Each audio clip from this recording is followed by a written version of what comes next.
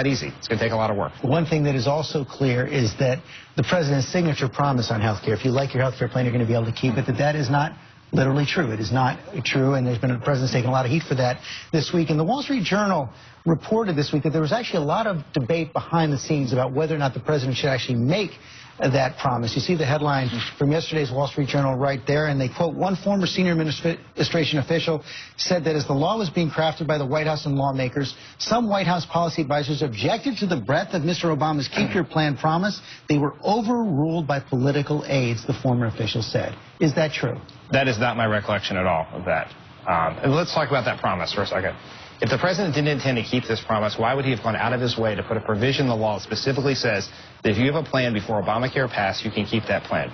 Now, if your plan has been downgraded or canceled, you can't. But if the president were to allow people to have those plans be downgraded or insurance companies to keep selling bare-bones plans, but George, if he had done that, he'd be violating an even more important promise to American people, that everyone would have a guarantee of access to quality, affordable health insurance.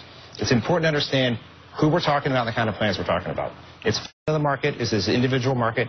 80% of people have health care through Medicare, their employers, or Medicaid. 15% don't have health insurance and now have access to it for the first time. And 5%, if you had your plan and it hasn't been changed or canceled, you can keep it. 50% of this group are going to be able to get access tax subsidies to make their plans cheaper, and most of them will get a better plan for less, for the same or less. And many of these plans were cut-rate plans that didn't cover hospitalization, doctor's visits.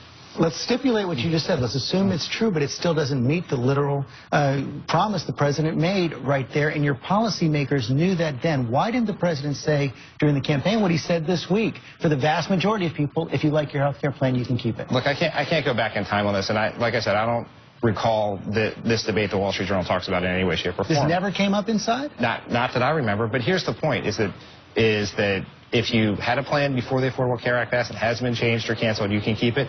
And look, I understand that there's controversy and confusion. This is why the president went out and addressed it in Boston this